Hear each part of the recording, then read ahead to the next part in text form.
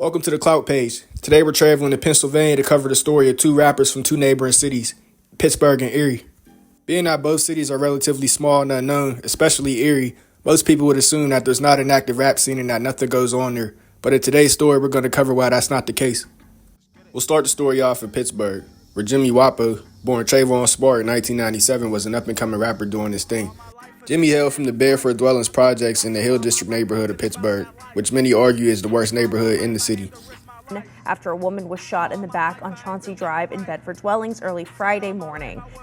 Jimmy, like many from this neighborhood, would be involved in the streets, dropping out of school in the 10th grade, going to jail, and being shot on two different occasions by the age of 18. So you got shot in 9th grade? Yeah, first 9th grade, 9th grade summer. Yeah, after I did the 9th grade and shit, going to the 10th, and I just dropped out from there. Jimmy would start dropping music around 2014 when he put out I Gotta Win featuring Rack Boy and Skrilla. Catch my drippy, studs and Benjis and my skinnies, plus my belt, 1550. Gang stars with me, rocking shows, towing semis. I'm a lane, bro for life, ain't no switching them little Timmies. Hollows out the K. Jimmy would then go on to drop his breakout song Walking Bomb in 2015, propelling him to the top of the city. Hell no, this ain't what you want. Hell no, that body bag ain't what you fucking want. I'm a drag, got high ass and pants sagging, no shirt, real flash and cold faggot. I ain't putting out my fucking blunt. Shit, I'm the last thing 800 got. I be looking out a word around, it's time for shit to smack. From that point on, Jimmy pretty much had the whole Pittsburgh on smash and was looked at as the next one to make it. He would go on to drop mixtapes like Back Against the Wall, Money Lane Music, and Jordan Kobe. The last song Wopo would ever drop was Devil Face in 2018. In my opinion, this song has a particular eerie feeling to it. Because of certain lyrics in the song, some people feel like Wopo may have known his death was coming. There are many theories in the air about it being a sacrifice, if you believe in that kind of thing.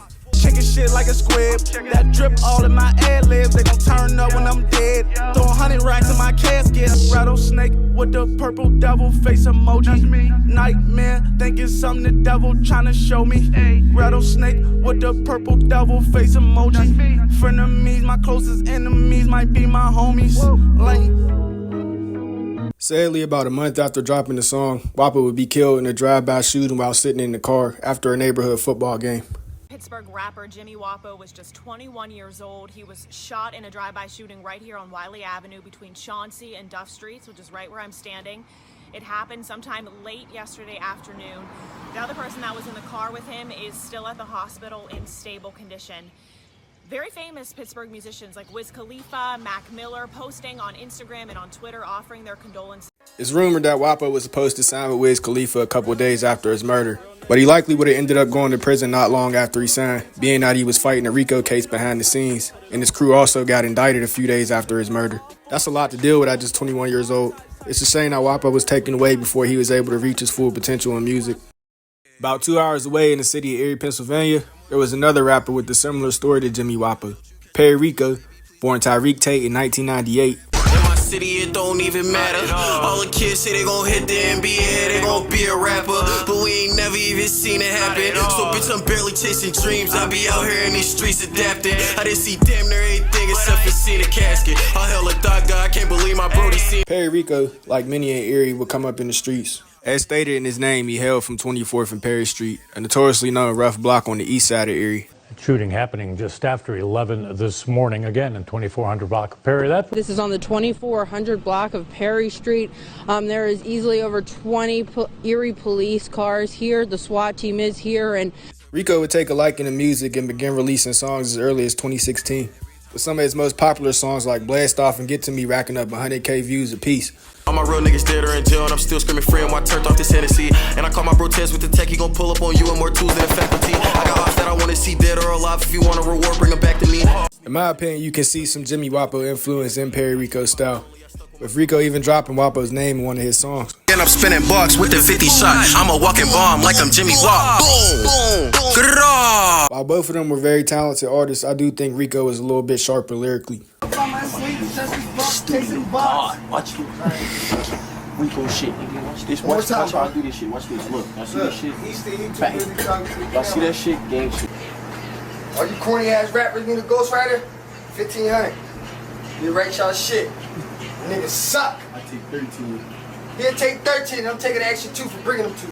Riqo would also collab with popular Erie rapper $2 on the song Hot Little Niggas, which currently sits at 30,000 views today. Hot little niggas tryna put some mob niggas in a hearse. That's Hey. $2, man. I'm a hot little nigga, catch me on the block, jugging on the first. Hey, with some hot little bitches that they told on our Glocks and they purse. Hey, I'm a hot little nigga, got rappers saying no Cardi up for a verse. Hey, I'm a hot little nigga. Unfortunately, on June 20th, 2017, tragedy would strike when Perry Riqo was shot and killed while being in a car, similar to how Jimmy Wopo was killed. Only the story behind it is a bit shaky. At first, police were calling it a homicide, but then ended up ruling it a suicide. According to the news article, Perry Riqo was sitting in the car with two other people when an argument broke out, causing him to shoot both of them and then shoot himself.